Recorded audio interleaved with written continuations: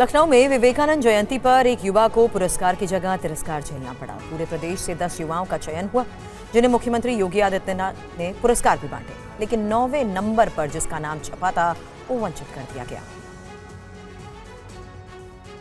पुरस्कार और अवार्ड दिखाते ये हैं अवधेश कुमार, जिनका चयन विवेकानंद जयंती पर युवा पुरस्कार के लिए किया गया। सरकारी लेटर से लेकर अखबारों में भी नाम छप चुके, लेकिन उनके परिवार की खुशी उस समय खत्म हो गई जब देवरिया के देवानंद और लखनऊ के अवधेश साहू का नाम समारोह से पहले रात में लिस्ट से हटाकर 2 अलग नाम शामिल किए गए। एक महिला अधिकारी से फोन पर कारण जानने की कोशिश की गई तो उन्होंने चेतावनी भरे लहजे में कहा कि अगर मामले को तूल देने की कोशिश की गई तो आगे दिक्कत हो सकती है। अवधेश साहू ने मुख्यमंत्री से जांच की गुहार लगाई है। मैं माननीय मुख्यमंत्री जी से ये मांग करता हूँ आपके मीडिया चैनल के माध्यम से कि जो भी जिन अधिकारियों ने ऐसी हरकत करी है उनके ऊपर कठोर से कठोर कार्रवाई करें, और करें इसलिए कि ताकि आज मेरे साथ में जिस तरीके से हुआ है आगे से किसी उस युवा के साथ में जो एक योग्य युवा है उस युवा के साथ में अन्याय ना हो। तो मैं माननीय मुख्यमंत्री जी को ये चिट्ठी दूंगा। TV9 संवाददाता अभिजीत ठाकुर ने विवेकानंद पुरस्कार से वंचित रहे अवधेश कुमार से बातचीत की और उनके दफ्तर पर भी गए, जहां से अवधेश समाज की सेवा करते हैं।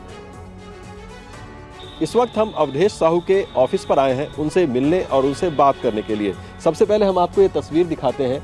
इन्होंने एक जन सुविधा केंद्र यहाँ पर बनाया हुआ है और इस जन सुविधा केंद्र के माध्यम से ये लोगों की सेवा का काम लंबे समय से कर रहे हैं, ऐसा यहाँ के आसपास के लोग भी बताते हैं।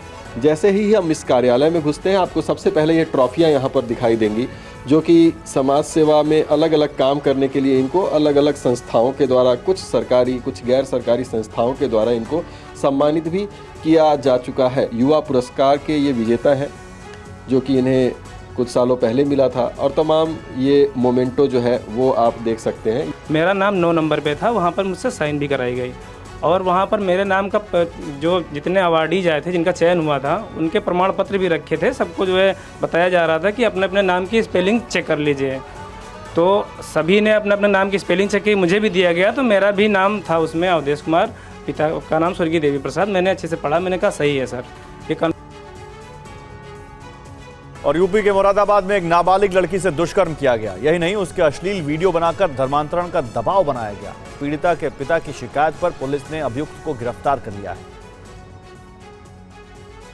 मामले में चौंकाने वाली बात यह है कि पीड़िता के पिता ने अपनी पत्नी यानी लड़की की मां को भी आरोपी बनाया। पुलिस ने कुल 6 लोगों के खिलाफ मुकदमा दर्ज कर आरोपी जुबैर और लड़की की मां को गिरफ्तार कर जेल भेज दिया, जबकि आरोपी जुबैर के परिवार के 4 और सदस्यों की तलाश है।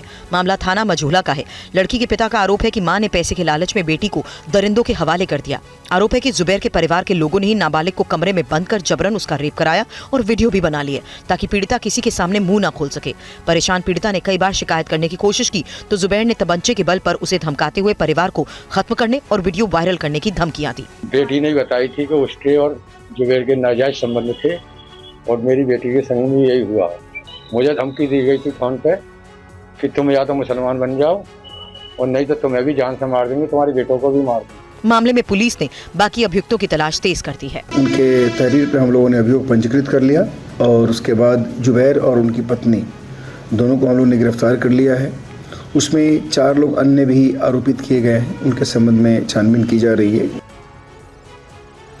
और अलीगढ़ मुस्लिम विश्वविद्यालय की छात्रा इंशा फातिमा ने फांसी लगा ली। गंभीर हालत में उसे JN मेडिकल कॉलेज ले जाया गया, जहां इलाज के दौरान उसकी मौत हो गई।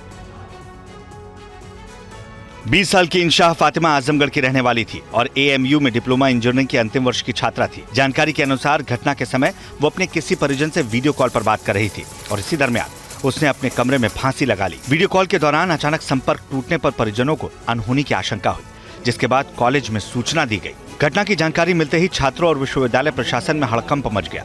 छात्रा को तुरंत फंदे से उतारकर JN मेडिकल कॉलेज पहुंचाया गया, जहां डॉक्टर्स ने उसे बचाने की कोशिश की, लेकिन उपचार के दरमियान उसकी मौत हो गई। सूचना मिलने पर सिविल लाइन थाना पुलिस मौके पर पहुंची और कमरे को सील कर जांच शुरू की। पुलिस ने शव को पोस्टमार्टम के लिए भेज दिया है। प्रारंभिक जांच में आत्महत्या का मामला माना जा रहा है। हालांकि पुलिस सभी पहलुओं की गहराई से जांच कर रही है। देखिए, अभी तक के जो खबर आई है वो यही है कि उसने अपने कमरे में सुसाइड किया है और सुसाइड की बात सामने आई है। अब वो उसके पीछे क्या वजह है, क्या मोटिव है, क्या कारण है, ये सारी चीज़ें अगर कोई जांच होगी तो जांच के जरिए से ही क्लियर हो जाए। कनाडा में लॉरेंस बिश्नोई गैंग ने एक बार फिर सरेआम फायरिंग की है। गैंग के अपराधियों की ताबड़तोड़ फायरिंग ने सुरक्षा एजेंसियों की चिंता बढ़ा दी है। सरेआम फायरिंग का ये वीडियो कनाडा के ब्रैम्पटन इलाके से सामने आया है, जहां अंधाधुंध गोलियां चलाई गईं। फायरिंग का वीडियो सोशल मीडिया पर वायरल है। फायरिंग कनाडा के एक बिजनेसमैन जसवीर ढेसी के घर पर की गई। लॉरेंस बिश्नोई गैंग की ओर से सोशल मीडिया पोस्ट के जरिए घटना की जिम्मेदारी ली गई। गैंगस्टर गोल्डी ढिल्लन ने पोस्ट में दावा किया था कि जसवीर ढेसी उनके विरोधियों का साथ देता था। जो भी उनके खिलाफ जाएगा उनका भी यही हश्र होगा। इस हमले में अभी तक किसी के हताहत होने की पुष्टि नहीं हुई है, लेकिन इलाके में दहशत का माहौल जरूर बना हुआ है। कनाडा सरकार की ओर से लॉरेंस बिश्नोई गैंग को आतंकी संगठन घोषित किए जाने के बाद से ही गैंग की गतिविधियों में तेजी देखी जा रही है। गोल्डी ढिल्लन वही गैंगस्टर है जिसने मशहूर कॉमेडियन कपिल शर्मा के कैफे पर हुई फायरिंग की जिम्मेदारी ली थी। माना जा रहा है कि गैंग अपनी मौजूदगी और ताकत दिखाने के लिए लगातार ऐसी वारदातों को अंजाम दे रहा है। कनाडा की पुलिस और खुफिया एजेंसियों ने मामले की जांच तेज कर दी है। वीडियो के आधार पर हमलावरों की पहचान करने की कोशिश जारी है। और लॉरेंस बिश्नोई गैंग ने दिल्ली के पश्चिम विहार इलाके में एक जिम में फायरिंग की जिम्मेदारी ली और सोशल मीडिया पर फायरिंग की जानकारी देते हुए गैंग से जुड़े रणदीप मलिक ने एक पोस्ट भी किया। लॉरेंस बिश्नोई गैंग से जुड़े रणदीप मलिक ने अपने पोस्ट में कहा है कि पश्चिम विहार दिल्ली में जिम पर फायरिंग हुई है। ये फायरिंग मैंने रणदीप मलिक और अनिल पंडित ने करवाई है।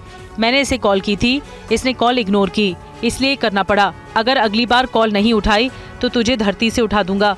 तेरे जिम के गेट पर ही जैसे नादिर शाह को उठाया था। फोन और कोई ही इस्तेमाल करेगा तेरा। इतना ही पोस्ट के नोट में कहा गया है कि जो भी लॉरेंस के दुश्मन है वे आजीवन दुश्मन ही रहेंगे।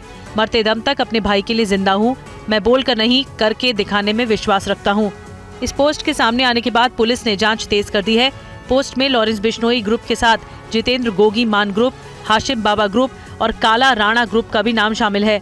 आपको बता दें कि हाल ही में लॉरेंस बिश्नोई गैंग के 2 गैंगस्टर अमेरिका में मारे गए हैं। दरअसल अमेरिका में भारतीय मूल के 2 गैंगस्टर्स के बीच मुठभेड़ हो गई। इस गैंग वॉर में 2 गैंगस्टरों की मौत का दावा किया जा रहा है। दोनों ही लॉरेंस बिश्नोई गैंग से जुड़े बताए जा रहे हैं।